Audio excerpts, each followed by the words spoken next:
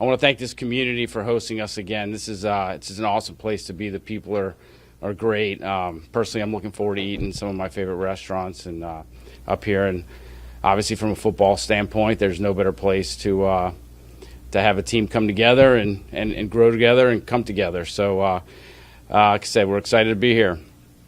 From a football standpoint, I'll just mention a couple things. You guys are all aware we put Dean Lowry and Cole Holcomb and Cordell Patterson on the reserve list to start off. We're going to be smart with those guys and strategic, and that's not to say those are long-term or short-term. We just got to be smart. Similar to Russ. I'm sure you guys will ask me about Russ. We're going to be smart and strategic and about when those guys get on the football field. There's a lot of football ahead of us and a long time before September 8th.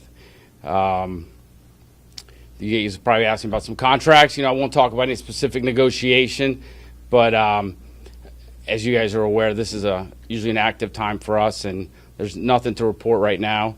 But if something comes together, make sure you guys are aware. So with that, I'll open up to questions. Omar, Cam was saying earlier that he doesn't want to get his hopes up either way, either high or low, because you never know what's going to happen. But he kind of indicated that maybe something might be going on. But is there anything at all? Are you open to that with him? Open to. I'll say this. We think. I don't want to talk about it. Like I said, I'm not going to talk about a specific negotiation. But I think Cam's got a lot of football ahead of him still, and I'll leave it at this. I expect him to be here for years to come. Omar, obviously you probably like the wide receivers you brought in. Yeah. At some point, do you think that you have to go out and find an upgrade, or you see how it plays out during training camp before you can make that decision? If there's ever an opportunity to upgrade, regardless of the receiver room, whatever the room is, we're gonna look at it. You guys have heard me say that before, but I feel good about the room we have right now. We have a lot of talented players in there, and guys that are contribute and guys that can do different things. So I think the room for me, I'm excited about it. I'm excited to see these guys work, and it's day one. Who in particular excites you? For you mean the receivers? I'm excited to see all those guys. We got a new quarterbacks working with new receivers, and we have 3 weeks up here to see how they gel, and with new offensive coordinator, new offense. So just seeing how all those guys come together. Really, the whole thing's really exciting to see progress. Did you try to make a trade? For receiver. There's nothing going on right now. So, I'll tell you this, when you got 32 GMs, conversations always happen, but there's nothing ongoing right now. So, Omar, to your point then about how there's still a lot of time between now and September 8th, are you going to use that time to actively seek more help there, or are you using that time to evaluate what you have in the room currently? Well, I think obviously you're going to use this time to evaluate the whole roster, not just that room. But, as I mentioned, Tim, we're always going to have conversations with people, and if there's an opportunity to evaluate a situation or a player that's out there, that's what we'll do. We'll think about it, and if it makes sense, we'll pursue it. If not, then we won't. So. Omar, Cam's going into 14th season, I think, coming off a pretty serious injury. Your confidence in him seems resolute. Where's that come from? He's he had historically he's been last year he had a rough stretch there, but I'm confident the way he works, and Cam, the person, the player, obviously, and I have no doubt that Cam has a lot of football left. We've heard a lot from different players on both sides of the ball about Russell's leadership. How much did you feel like that leadership was necessary on the offense with such a young roster? And is that part of why you brought him in? Well, that's obviously, Russ is a leader. He's been a vet, played at a high level in this league for a long time. And, I feel like we have leadership in every room in our on this roster right now. But, when we went into the offseason, we said to ourselves, if there's an opportunity to bring more leadership in a specific room, we're going to do it. And, the quarterback room is basically, it's new. So we have good, not only in Russ and, and Justin and Kyle and, John Rye's got some great guys ahead of him to learn from. What's your initial impressions have been of Russ and how he's assimilated himself into this? Oh, he's been great. You guys are aware about how hard he works, and he's in there really so it's been great. The 8-game suspension of Cam Sutton, did that come as a surprise to you, the length of it? We understood that there was there was going to be some type of suspension, and we respect what the league gave us, and we'll be ready to receive him when he's ready. Omar, why not pick up the option on Najee? And what was that conversation like with him? Yeah, I called Najee when we made the decision, and we just felt at the time it was the right decision for the club. I'll keep the conversation Najee and I had between us, but I can tell you, we think the world of Najee, and just because that option was an exercise doesn't mean that he doesn't have a future here. He represents us well. He's you guys know what he's like as a football player. He's a great football player. He's great to have in the building. So, I still see a future with Najee. From your perspective, why did you guys do it? What made sense not to? There's different steps and layers to making those decisions, and when we evaluated where the team was, we just said, right now let's hold off. Omar, knowing that you guys don't negotiate contracts during the season and your quarterbacks are only under contract through the end of this season, how do you kind of evaluate maybe wanting some long-term security with either one of those guys versus also the unknown of how they'll be on the field once you get into the season? Do you look at an extension for either one of them in this period during camp? Yeah, Brooke, I'll just say we're focused on this year, and we'll see how things shake out, and we understand that we got 3 quarterbacks on 1-year deals. And that's this position we're in, and but we're excited about the guys that we have. So, we'll address those after the season. You guys have cap space right now, which it seems untypical at this point of the year to have as much buffer as you have. Was that by design, or is that an opportunity? Is there a way you can deploy that, or is it just a matter of rolling it over? Yeah, we had an opportunity to create and be in this position, and that's I mean, historically, you guys have known me. I'm not.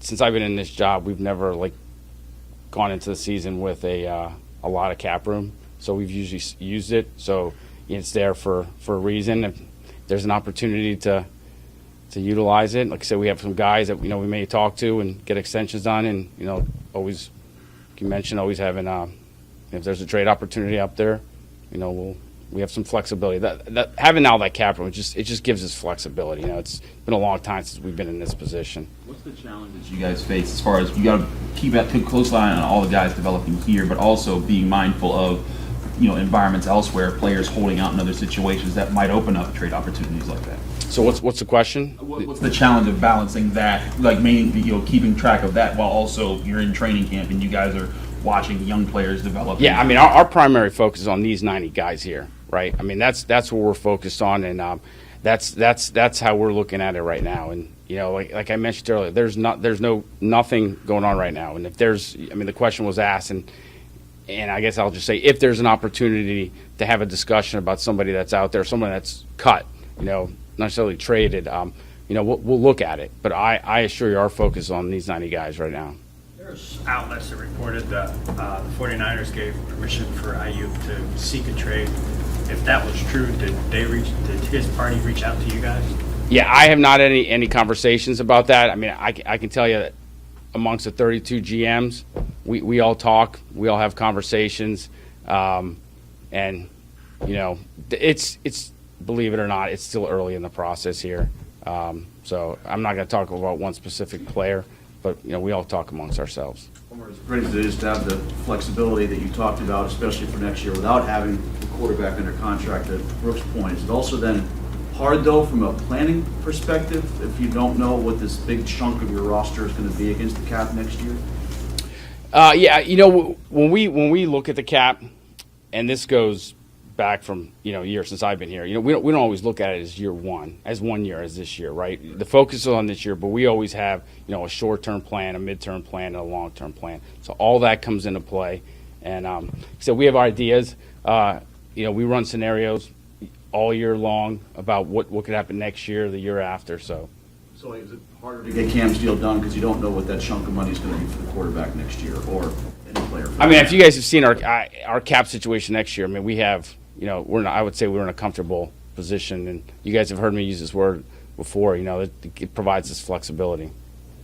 if we want a player, if there's a player that we want to extend and we can get a deal done, we've never held back from doing a deal. With Cam Sutton missing that first half of the season, what are your thoughts on the slot candidates and what he might do? Yeah, that's why we're here at camp, to see how these guys progress, and other guys can have an opportunity to show us that that's their job to take, and stay one. Anyone else? Omar, looking back, do you feel good about that 23 draft class, and do you think that a few of those guys are ready for a next leap?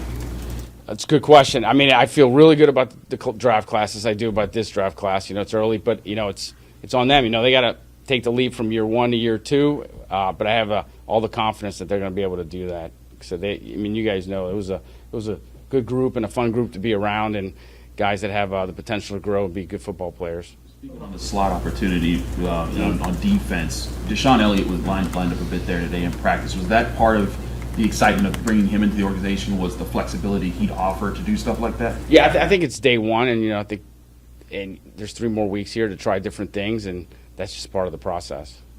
You talked at the combine that Broderick Jones was drafted to be the left tackle, and you said would eventually be that. Is that still the thinking after adding a guy like Troy Falatanu? Yeah, I've said it. I don't know. I'm not going to stand here and tell you when that's going to happen, but he was a left tackle in college, and he was drafted to be a left tackle, and I would say that at some point down the road, I'm not going to predict when or what year, but he's a talented player. Coach Tomlin mentioned yesterday when we asked about Keanu Benton that big things were expected in year 2. Do you share that same philosophy, and is there anything that you see in him that helps you get that feeling that this is a breakout season? Yeah, I to be honest with you, I feel like that about all the guys, all the rookies last year going into year 2, expect big things out of them. But the one thing about that group as a collective, including Keanu, is how they work. And the one thing is they love football. Keanu, he loves football, and he works at it. He wants to be great. And I think that's what's really special about that class last year. It's just, those guys want this, and that's important. What's going on about Russell these 4 months if you got to know him that maybe you didn't know about him? Obviously as a player, you knew what he was as a player. He's a Super Bowl champion and have some great numbers. But I didn't know Russell as a person, and he's been up here. We got to know him the last whatever months it's been, and he's a hard worker. Great family guy, great person. I think you could ask his teammates what they think about him. He's been a great teammate, and his work ethic is really, really unique. It's special. He works at it, and that's great. Omar, there's been a lot of changes happening just between schedule. Mike was wearing a white shirt today at practice. Seems like there's maybe something new and different about camp this year. What's kind of your read on these changes, and is something like that a benefit to a team to shake things up that's done something so routine for so long? I can't really say anything about coaches' practice attire. I didn't really pay too much attention to it, but. There's definitely a good vibe. I don't know if it's day one or just seeing how the offseason progressed. And, there's a lot of excitement. There's a lot of new faces, on the coaching staff, the players, in my department and throughout the organization. And I think there's just a really cool vibe about the people that we have here. Can changes like practice times and meeting times and things like that keep an organization from getting too complacent in the routine that you can almost get in a rut sometimes? Yeah, we'll see. We changed the schedule up, and we think it was the right thing to do for different reasons. But we'll see.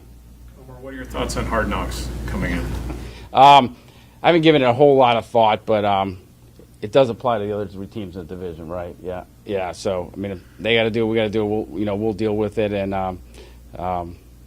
hopefully I'll get in a little better shape before those cameras are in there.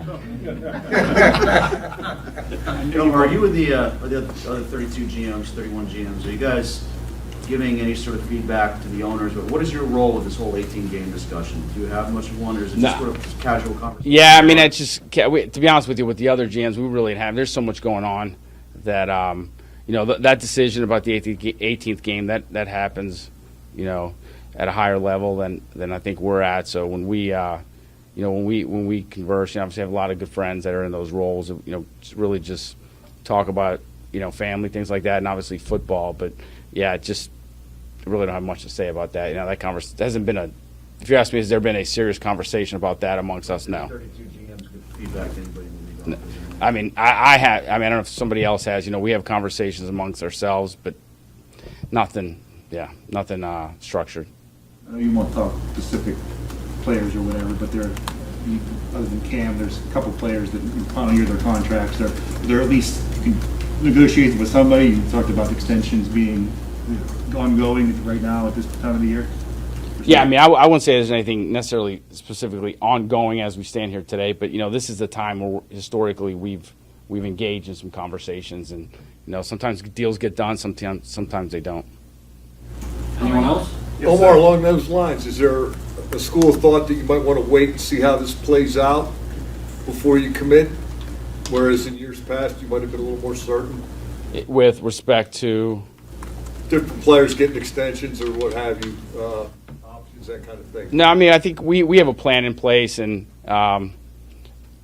you know, you like to say when you have conversations, you get them done quick, but sometimes they take longer than they have to. But you know, I don't think we're necessarily just waiting to see something at this point.